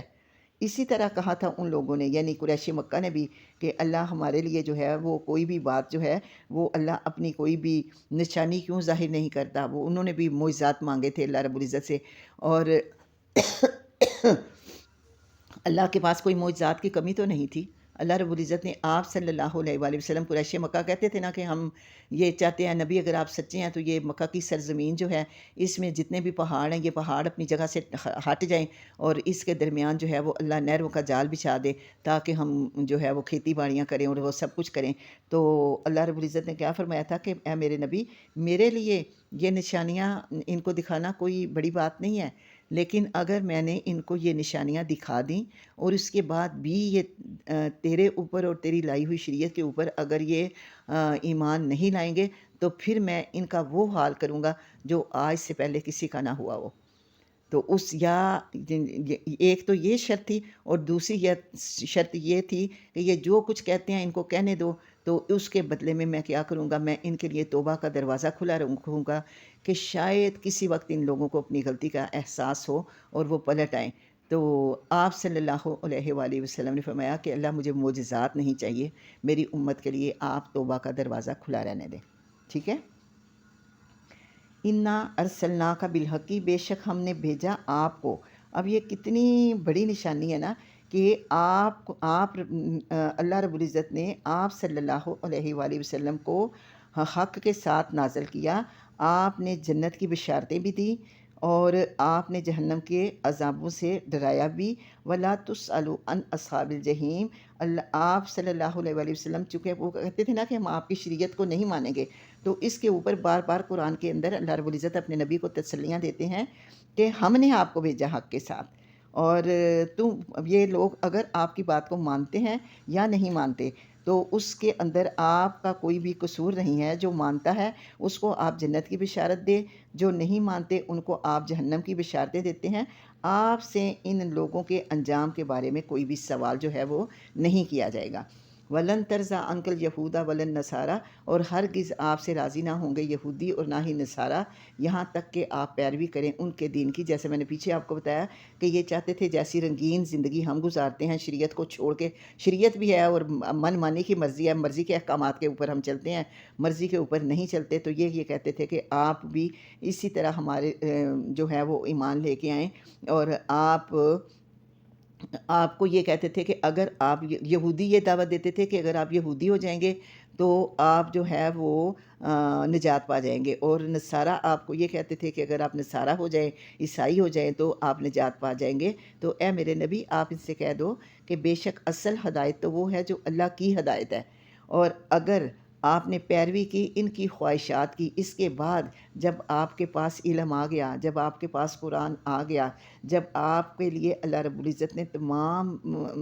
جو ہے وہ راستے اللہ رب العزت نے آپ کو بتا دیے کہ آپ کا راستہ ہی صراط مستقیم کا راستہ ہے، اگر اس کے بعد بھی آپ نے ان کی خواہشات کو ماننا، کیونکہ وہ بار بار آپ سے یہ کہتے تھے کہ آپ ایسا کریں، تھوڑے دنوں کے لیے آپ ہمارے دین کو مان لیں، پھر ہم جو ہیں وہ آپ کے دین کو مان لیں گے۔ تو اللہ کہتے ہیں کہ آپ نے کسی بھی طرح ان کی کسی بات کو جو ہے وہ آپ نے نہیں ماننا۔ کیوں نہیں ماننا؟ ما لک من اللہ من ولی ولا نصیر، کہ کیونکہ نہیں ہے اللہ سے بڑھ کے آپ کا کوئی دوست اور آپ کا کوئی مددگار۔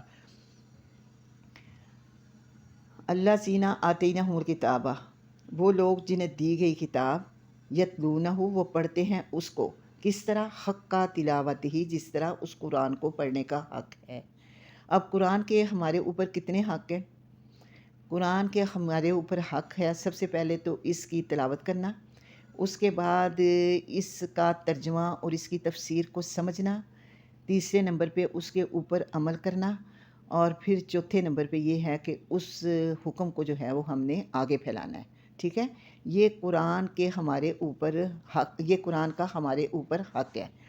تو جو لوگ تو اس حق کو پورا کرتے ہیں وہ کیا ہیں؟ اولئک یؤمنون بہ، وہی لوگ حقیقت میں ایمان اس کے اوپر لاتے ہیں۔ ومن یکفر بہ، اور جو اس کا انکار کرتے ہیں تو وہ لوگ خسارہ پانے والے ہیں۔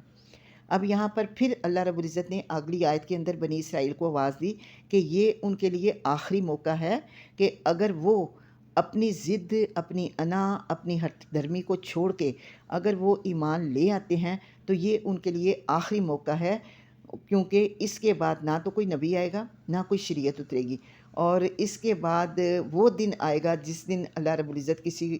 کسی جان کو کے لیے کوئی جان بھی جو ہے وہ بدلہ نہیں بنے گی۔ ان الفاظ میں آپ کے سامنے آیات پڑھتی ہوں کہ اے بنی اسرائیل، یاد کرو میری ان نعمتوں کو جو میں نے انعام کی تمہارے اوپر، کہ پہلے بھی میں نے تمہارے اوپر دیکھو کتنے انعام کیے، کتنی تم نے نافرمانیاں کی، اور تمہاری نافرمانیوں کے باوجود میں نے تمہارے اوپر کتنی نعمتوں کی برسات کی، اور میں نے تمہیں تمام جہان کے اوپر فضیلت دی، تمہارے اندر نبیوں کی لڑی کا سلسلہ چلایا، لیکن تم نے اپنی کوتاہیوں کی وجہ سے ان ساری نعمتوں کے اوپر جو ہے وہ ان نافرمانیاں کر کے تم نے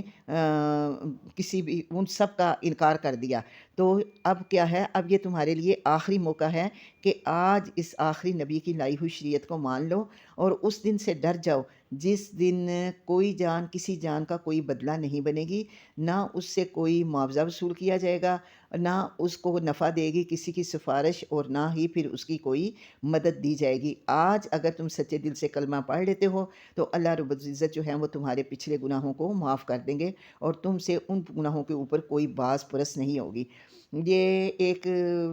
تھے صحابی، ان کا نام کیا تھا؟ ابو خنزم، حکیم بن خزام جو تھے،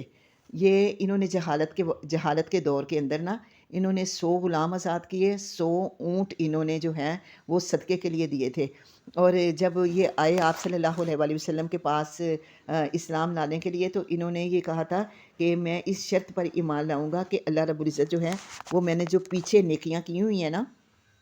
اللہ میری ان نیکیوں کو بھی ضائع نہیں کرے گا۔ تو آپ صلی اللہ علیہ وآلہ وسلم نے فرمایا کہ اللہ رب العزت اسلام لانے کا مقصد ہی یہ ہے کہ اللہ جو ہے وہ سارے گناہ معاف کر دیتا ہے، لیکن آپ نے تو اس شرط کے اوپر ایمان لائے ہو نا آپ، کہ بھئی میرے جو ہیں وہ پرانے جاہلیت کے دور میں میں نے جو نیکی کے کام کیے ہوئے ہیں، اللہ پاک مجھے ان کا بھی اجر دے، تو اللہ آپ کو اس کا اجر ضرور دے گا۔ اس کے اوپر حکیم بن حزام اتنے خوش ہوئے اس بات کے اوپر کہ انہوں نے پھر اسلام لانے کے بعد 100 اونٹ جو ہے وہ صدقہ کیے، اور 100 غلام جو ہے وہ انہوں نے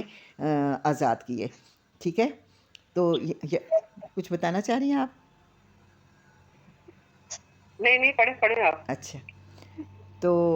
یہ ہے کہ اس دن وَإِذِ، اگلی آیت پہ آتے ہیں کہ جب آزمایا ابراہیم علیہ السلام کو اس کے رب نے کچھ کلمات کے ساتھ، فَأَتَمَّهُنَّ، پھر انہوں نے اس کو پورا کر دیا، یعنی ابراہیم کی پیدائش نے ہوش سنبھالا اس وقت سے لے کے وفات تک ان کی جو زندگی تھی نا وہ ساری کی ساری جو ہے وہ آزمائش کے اندر ہی تھی۔ سب سے پہلی آزمائش ان کے لیے کیا آئی کہ ہوش سنبھالا تو باپ آزر جو تھا وہ چونکہ شاہی دربان کے لیے وہ شاہی جو ہے بت بناتے تھے، اس کے وہ تھے شاہی خاندان کے لیے، وہ ان کا کام تھا بت بنانا، تو وہ پھر یہ کہتے تھے کہ تم میرے کاروبار میں میرے ساتھ شامل ہو جاؤ۔ لیکن حضرت ابراہیم علیہ السلام ان کو جو ہے وہ مختلف دلائل دے کے ان کو یہ کہتے تھے کہ آپ یہ جو بت بناتے ہیں یہ تو آپ کے کسی کام نہیں آئیں گے، نہ کوئی آپ کو نفع دیں گے اور نہ آپ کو کوئی نقصان پہنچائیں گے۔ تو وہ لوگ جو ہیں وہ اس طرح سے اپنے باپ کو جو ہے وہ اس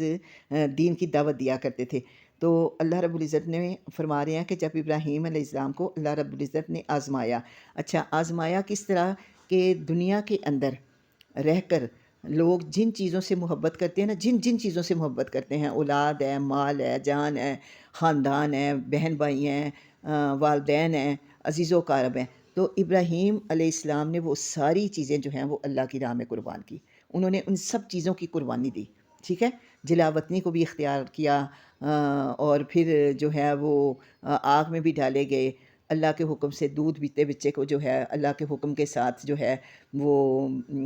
مکہ کی وادی میں، جس کے اندر کوئی جو ہے سبزہ نہیں تھا اور نہ ہی کوئی زیرو وہاں آباد تھا، تو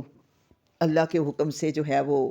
اپنے بیوی بچے کو، جو کہ اتنی بوڑھی عمر میں ملا، اس کو چھوڑ کے آئے، پھر اسی بچے کو جو ہے وہ اللہ رب العزت نے قربان کرنے کا حکم دیا، تو اس قربانی سے بھی انہوں نے دریغ نہیں کیا۔ تو انہی ساری جو اللہ رب العزت نے حضرت ابراہیم علیہ السلام کو امام چنا تھا نا، کہ قالا انی جاعلک للناس اماما، تو اللہ نے ایویں نہیں چن لیا تھا۔ محبت کے اندر قربانیاں دینی پڑتی ہیں۔ اگر ہم بھی کہتے ہیں نا کہ ہمیں اللہ سے بڑی محبت ہے، تو پھر اللہ کی راہ میں قربانیاں دیں گے تو اللہ کا قرب حاصل کریں گے نا، ایویں تو محبت نہیں مل جاتی۔ یہ دنیا کے محبوب کے لیے بندہ کیا کچھ نہیں کرتا، اس کے لیے ڈھیروں ڈھیر کھانے پکاؤ، اور ہر اس کی جو ہے محبت کے اندر ہر اس کی بات کا جو ہے وہ خیال رکھا جاتا ہے، چاہے وہ اولاد کی صورت میں ہو، چاہے وہ حامد کی صورت میں ہو، چاہے وہ بہن بھائیوں والدین کی صورت میں ہو، تو جس سے محبت کرتے ہیں اس کی ہر ادا پیاری لگتی ہے نا۔ تو بالکل اسی طرح جب اللہ رب العزت کی محبت کا دعویٰ کرتے ہیں نا، تو اللہ رب العزت نے بھی اس کی کسوٹی پھر بتائی۔ اللہ رب العزت نے فرمایا، قل، اے میرے نبی ان سے کہہ دو، ان کنتم تحبون اللہ، اگر تم اللہ سے محبت کرنا چاہتے ہو، فاتبعونی، تو تم پھر میری پیروی کرو، کیونکہ آپ صلی اللہ علیہ وآلہ وسلم بھی حضرت ابراہیم علیہ السلام کے نقش قدم پر تھے، اور انہوں نے بھی بالکل اسی طرح اللہ رب العزت کی عبادت کی جس طرح کہ حضرت ابراہیم علیہ السلام نے کی، کیونکہ یہ طریقہ اللہ رب العزت نے ہی آپ صلی اللہ علیہ وآلہ وسلم کو بتایا کہ آپ نے ابراہیم علیہ السلام کے دین کی پیروی کرنی ہے، کیونکہ انہوں نے یکسو ہو کر سب چیزوں سے منہ پھیر کے انہوں نے صرف اور صرف اللہ رب العزت کی ذات کو مقدم جانا تھا، اور اس کے آگے وہ جھکے ہوئے تھے۔ تو اللہ رب العزت نے ان کی ان قربانیوں کا صلہ یہ دیا کہ پھر اللہ نے انہیں لوگوں کا امام بنایا۔ حضرت ابراہیم علیہ السلام نے، جیسے اولاد کی محبت ہوتی ہے نا، تو بندہ فوری طور پہ کہتا ہے کہ مجھے کوئی چیز ملنے لگی ہے تو میری اولاد کو بھی ملے، تو بالکل اسی طرح حضرت ابراہیم علیہ السلام نے بھی فرمایا کہ کالا و من ذریتی، کہ کیا اللہ میری اولاد کو بھی اسی طرح امامت ملے گی؟ تو اللہ رب العزت نے فرمایا، کالا لا ینال عہد الظالمین، کہ ظالموں تک میرا عہد نہیں پہنچتا، تمہاری اولاد میں سے جو نیک ہوں گے، صالح ہوں گے، امامت کا حق صرف وہی رکھیں گے جو اللہ کے دین کی صحیح پہچان کر کے اللہ کے دین کو لے کے آگے چلیں گے۔ جو نافرمان ہیں وہ اس وعدے کے اندر نہیں آتے۔ اور پھر جب ہم نے بنایا اس گھر کو اکٹھا ہونے کی جگہ لوگوں کے لیے اور امن کی جگہ، تو ہم نے بنایا مقام ابراہیم کو مصلی، اور ہم نے عہد لیا ابراہیم علیہ السلام سے اور اسماعیل علیہ السلام سے کہ وہ پاک رکھیں گے میرے اس گھر کو، طواف کرنے والوں کے لیے، رکوع کرنے والوں کے لیے، سجدے کرنے والوں کے لیے۔ تو اس میں ظاہری صفائی بھی ہے اور باطنی بھی۔ ظاہرہ صفائی تو یہ تھی کہ یہاں پر جو ہے وہ کسی قسم کا کوئی گند نہ ہو، اور باطنی صفائی اس گھر کی کیا تھی کہ اس گھر کے اندر کسی قسم کی بھی کوئی شرک کی آمیزش جو ہے وہ اس کو باقی نہ رہنے دیا جائے۔ جس طرح پہلے لوگ جو ہے، جس طرح جو ہے وہ 360 بت خانہ کعبہ کے اندر پہلے رکھے ہوئے تھے نا، تو یہ یہاں بتایا جا رہا ہے کہ اس کی ظاہری صفائی بھی ہو اس گھر کی، اور اس کی باطنی صفائی بھی ہو۔ تو اسی لیے اعتکاف کرنے والے اعتکاف اور رکوع اور سجدے تو ہم اپنے گھروں میں بھی بیٹھ کے کرتے ہیں، اور جو اعتکاف ہے وہ بھی رمضان کے مہینے میں جو ہے وہ، اور آپ صلی اللہ علیہ وآلہ وسلم نے عام دنوں کے اندر بھی اعتکاف کیا ہوا ہے، لیکن جب اعتکاف کرنا ہوگا تو اگر آپ بھی نیت کریں اعتکاف کی تو 7 روزہ رکھنا اس کی شرط ہوتی ہے، ٹھیک ہے، اور رکوع اور سجدہ جو ہے وہ آپ بھی اپنے گھروں کے اندر کرتے ہیں۔ اچھا، جب کہا ابراہیم علیہ السلام نے کہ اے رب بنا دے اس گھر کو امن والا اور رزق دے اس کے رہنے والوں کو پھلوں سے، جو ایمان لائے ان میں سے اللہ پر اور آخرت کے دن پر۔ یہ حضرت ابراہیم علیہ السلام نے ایک، جب ڈر گئے نا اللہ کی بات سے کہ اللہ نے کہا کہ ساری اولاد تک میرا پیغام نہیں جائے گا، اب ابراہیم علیہ السلام نے یہاں کھڑے ہو کے، تو کیونکہ وہ اپنے بیوی اور بچے کو چھوڑ کے جا رہے تھے، تو پھر انہوں نے دعا مانگی کہ یہاں پر تو کچھ بھی نہیں ہے کھانے کے لیے، نہ پینے کے لیے، نہ پانی، نہ اناج، تو پھر انہوں نے یہاں پر کھڑے ہو کے کہ مکے کی طرف جو ہے وہ رخ کیا، اور جب بچہ اور بیوی تقریباً نظروں سے اوجھل ہو گئے تو اس وقت پھر انہوں نے یہ دعا کی تھی کہ اے اللہ اس یہاں کے رہنے والوں کو پھلوں سے روزیاں دینا جو ایمان لائیں گے اللہ اور آخرت کے دن پر۔ تو اللہ رب العزت نے کیا فرمایا، انہوں نے یہ کہا کہ جو ایمان والا ہوگا نا اس کو اللہ رب العزت آپ یہ نعمتیں عطا کرنا۔ تو اللہ رب العزت نے فرمایا ومن کفرا فامتہ قلیلا، لیکن جو کفر کرے گا نا اس کو بھی میں نعمتیں دوں گا۔ اور آپ یہ دیکھ لیں کہ اللہ رب العزت صرف مسلمانوں کے گھروں میں اناج نہیں اترتا، کافروں کے گھروں میں بھی اناج اسی طرح اگتا ہے، بلکہ وہ زندگی کے اندر انہوں نے اس زندگی کے اندر جتنی بھی بھلائیاں کی کر رہے ہیں نا وہ لوگ، ان کا بدلہ بھی اللہ رب العزت ان کو دیتا ہے، اور ان کا رزق ہم سے کئی گنا زیادہ اور وافر مقدار میں ہے، کیونکہ اللہ کسی کا ادھار تو نہیں رکھے گا، ان کے لیے آخرت نہیں ہے، ان کے لیے صرف دنیا ہے نا، تو دنیا میں اللہ رب العزت نے انہیں بے شمار نعمتیں جو ہیں وہ اللہ کہتے ہیں کہ میں انہیں عطا کروں گا۔ ومن کفر فامتہ قلیلا، میں ان کو نعمتیں دوں گا لیکن قلیل کا مطلب یہ کہ اتنی نعمتیں دوں گا جتنا وہ دنیا کے اندر زندہ رہیں گے نا اتنی دیر وہ میری ان نعمتوں سے فائدہ اٹھائیں گے، اور پھر اللہ ان کو کیا کرے گا، عذاب النار، اللہ دردناک عذاب کی طرف ان کو گھسیٹے گا، اور یہ بہت برا ٹھکانہ ہے۔ وَإِذْ يَرْفَعُ إِبْرَاهِيمُ الْقَوَاعِدَ، اور جب بلند کیا ابراہیم علیہ السلام نے اس گھر کی بنیادوں کو، اور اسماعیل علیہ السلام نے تو دعا کیا مانگی، ربنا تقبل منا، اے رب ہمارے قبول کر لے ہم سے، بے شک تو ہی سننے والا اور جاننے والا ہے۔ یہاں پر ایک بات کی اصلاح کر دوں کہ اے اللہ، جب بھی اس آیت میں ہمارے لیے کیا حکم ہے کہ حضرت ابراہیم علیہ السلام نے اللہ کا گھر بنایا تھا اللہ کے حکم سے، ٹھیک ہے، لیکن ان کے دل کے اندر یہ ڈر تھا کہ اللہ پاک آپ تو عظیم مرتبے والے، اللہ تیری شان کے مطابق اور تیری مرضی کے مطابق، اللہ میں نے تیرے حکم کے مطابق تیرا گھر بنا دیا، لیکن اللہ تیری شان کے مطابق جو ہے وہ میں عمل جو ہے وہ نہیں کر سکتا، تو اللہ میرے اس عمل کو آپ قبول کر لینا۔ تو اسی طرح ہم جب بھی نماز روزہ یا کوئی بھی نفلی عبادت کرتے ہیں، یا کوئی بھی ہمیں اللہ رب العزت عبادت کرنے کا، صدقہ خیرات کرنے کا، کچھ بھی کرنے کا اللہ رب العزت ہمیں موقع دیں، تو اپنی اس عبادت کے اوپر اترائے نہیں، بلکہ اس وقت اللہ رب العزت سے دعا کریں کہ اللہ میں نے اپنے حساب سے یہ صدقہ کیا، اللہ رب العزت آپ اس کو قبول کر لینا، اور انکا انت السمیع العلیم، کہ آپ جانتے ہیں نا، اللہ آپ تو سننے والے بھی ہیں، جاننے والے بھی ہیں، اللہ آپ کو پتہ ہے کہ میں نے کن حالات کے اندر رہ کر کیا کیا۔ اس کی مطلب ہے مثال ہم یوں بھی دیتے ہیں کہ جنگ تبوک کے موقع پر آپ صلی اللہ علیہ وآلہ وسلم نے صدقے کا اعلان کیا، تو ایک صحابی رسول تھے، ان کے پاس دینے کے لیے کچھ نہیں تھا، تو انہوں نے ساری رات یہودی کے کنویں کے اوپر جو ہے وہ کام کیا، یہودی کے کھیت کے اندر وہ کنویں میں سے پانی بھرتے گئے، اور جو ہے وہ انہوں نے ساری رات پانی بھر بھر کے اس کو کھیتوں کو سیراب کیا۔ صبح کے وقت اس نے کچھ تھوڑی سی کھجوریں جو ہیں وہ ان کو اجرت میں دیں، اور انہوں نے آ کر وہ آدھی جو ہیں وہ اپنے گھر والوں کے لیے رکھیں، اور آدھی جو ہیں وہ لا کر وہ صدقے کا جو سامان اکٹھا ہوا تھا اس کے اوپر ڈال دیں۔ تو آپ صلی اللہ علیہ وآلہ وسلم اٹھے، اور آپ نے وہ صدقے کی کھجوریں جو انہوں نے چھپا کے رکھی تھی نا، کہ میں یا اللہ تیری شان کے مطابق تو میں صدقہ نہیں دے سکتا، تو انہوں نے وہ آپ صلی اللہ علیہ وآلہ وسلم نے آ کے وہ پورے مال کے اوپر ان کی کھجوریں بچھا دیں کہ اللہ کو آپ کا صدقہ جو ہے وہ بہت پسند آیا۔ تو یہ عمل کرنا ہمارا کام ہے، قبول کرنا میرے اللہ کا کام ہے، ٹھیک ہے، تو کوئی بھی عمل کریں اس کے اوپر اللہ رب العزت سے دعا مانگے کہ اللہ اس عمل کو قبول کرنا پروردگار آپ کا کام ہے، اے میرے رب بنا دے ہمیں فرما بردار اپنا، اور ہماری ذریت میں سے، ہماری اولاد میں سے بھی ایک جماعت ایسی ہو جو تیری فرما بردار ہو، اور اے اللہ سکھا ہمیں حج کے طریقے، اور تب علینا، اور ہماری توبہ کو، ہماری غلطیوں کو، ہماری کوتاہیوں کو، تیری عبادت کرنے کے اندر جو ہم سے پھر غلطیاں اور کوتاہیاں ہو جائیں، اللہ ان ہماری ساری غلطیوں کو معاف کر دینا، انکا انت التواب الرحیم، کیونکہ توبہ قبول کرنے کا حق جو ہے وہ صرف اور صرف اللہ رب العزت آپ کی ذات کا ہے۔ اور اے ہمارے رب بیج ان کے اندر، یہ بھی حضرت ابراہیم علیہ السلام کی دعا تھی جب آپ صلی اللہ علیہ وآلہ وسلم سے پوچھا جاتا تھا نا کہ آپ کی بعثت کا مقصد، تو آپ صلی اللہ علیہ وآلہ وسلم یہی فرمایا کرتے تھے کہ میں اپنے باپ حضرت ابراہیم علیہ السلام کی دعا کا نتیجہ ہوں، کہ انہوں نے مانگا تھا کہ اے میرے رب بیج ان میں، ان گمراہوں کے اندر، ان عربوں کے اندر ایک رسول انہی میں سے جو پڑھے ان کے اوپر تیری آیات کو۔ اب یہاں پر یہ دیکھیں، یہ قرآن کے یہ سارے آپ صلی اللہ علیہ وآلہ وسلم کی آمد کا مقصد بیان ہو رہا ہے کہ ان کے آنے کا مقصد کیا تھا، کہ اے میرے بھیج ان کے اندر ایک رسول انہی میں سے جو پڑھے تیری آیات کو اور سکھائے انہیں کتاب اور حکمت کو، یعنی کتاب کا علم بھی دے، اور دانائی کی باتیں جو ہیں یعنی حدیث جو ہے وہ بھی ان کو سکھائے، وَيُزَكِّيهِمْ، اور ان کو گناہوں سے پاک کرے، یعنی ظاہری اور باطنی بیماریوں سے بچائے، اور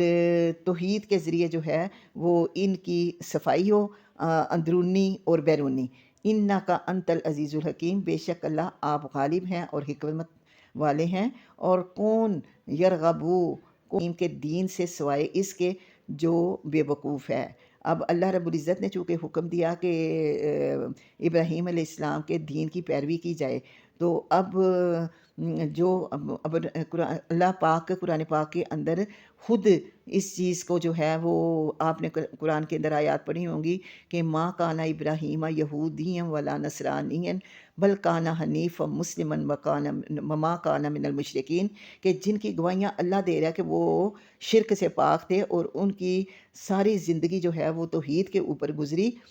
کیونکہ حضرت ابراہیم علیہ السلام کو بھی نہیں پتہ تھا نا کہ عبادت کیسے کی جاتی ہے، تو عبادت کرنے کے لیے پھر بندہ جو ہے وہ اللہ رب العزت کے آگے ہی ہاتھ پھیلاتا ہے، تو اس لیے انہوں نے یہ دعا مانگی کہ اے میرے رب بھیج ان کے اندر ایک رسول انہی میں سے جو تیری آیات پڑھ کے سنائے اور اس کے مطابق عمل کرنے کے طریقے بھی ہمیں بتائے، پھر ہمیں کتاب اور حدیث کا جو ہے وہ علم بھی انہیں حاصل ہو، اور پھر اللہ انہیں شرک سے، گناہ سے، اور ہر قسم کی جو باطنی بیماریاں ہیں، حسد ہے، کینہ ہے، بغض ہے، ان سب بیماریوں سے اللہ بچائے، بے شک اللہ آپ ہی غالب حکمت والے ہیں۔ اور کون منہ پھیرے گا ابراہیم کے دین سے سوائے اس کے جو بے وقوف ہے، کیونکہ اللہ نے چن لیا ان کو دنیا کے اندر بھی جو ہے وہ اللہ رب العزت نے ان کی شان جو ہے وہ کتنی بلند کی کہ اللہ رب العزت نے ہمیں حضرت ابراہیم علیہ السلام کے دین حنیف کے اوپر رہنے کا حکم دیا، اور آخرت میں بھی وہ نیکوکاروں میں سے اٹھائے جائیں گے، کیونکہ سب سے پہلے لباس جو ہے وہ حضرت ابراہیم علیہ السلام کو قیامت کے دن پہنایا جائے گا، اور وہ بیت المعمور کے ساتھ جو ہے وہ اب بھی، جب آپ صلی اللہ علیہ وآلہ وسلم گئے تھے نا معراج پر، تو آپ صلی اللہ علیہ وسلم نے دیکھا کہ وہ بیت المعمور جو بالکل زمین کے اوپر آسمان، ساتویں آسمان کے اوپر اللہ رب العزت کا کعبہ ہے جسے بیت المعمور کہتے ہیں، وہ فرشتوں کا کعبہ ہے، اور کہتے ہیں کہ روزانہ جتنے 70,000 فرشتے اللہ رب العزت پیدا کرتے ہیں، اور وہ فرشتے جو ہیں وہ خانہ کعبہ کا طواف کرتے ہیں، اور جو ایک مرتبہ طواف کر لیتے ہیں دوبارہ زندگی میں ان کی باری نہیں آتی۔ اور اب آپ دیکھ لیں کہ اللہ کے کتنے فرشتے ہوں گے جو کہ آسمانوں کے اوپر ہیں۔ اور ایک مرتبہ آپ صلی اللہ علیہ وآلہ وسلم صحابہ کے ساتھ بیٹھے ہوئے تھے، تو آپ نے آسمان کے چرچرانے کی آواز سنی، چرچراہٹ کی، تو اس وقت آپ صلی اللہ علیہ وآلہ وسلم نے فرمایا کہ ہاں آسمان حق رکھتا ہے اس طرح سے چرچراہٹ کا، کیونکہ اس کے اوپر اتنے فرشتے ہیں، اور ظاہری بات ہے کہ ان کے بوجھ سے کہہ لو یا ان کی وجہ سے آسمان کا چرچرانا جو ہے وہ تو بنتا ہی ہے۔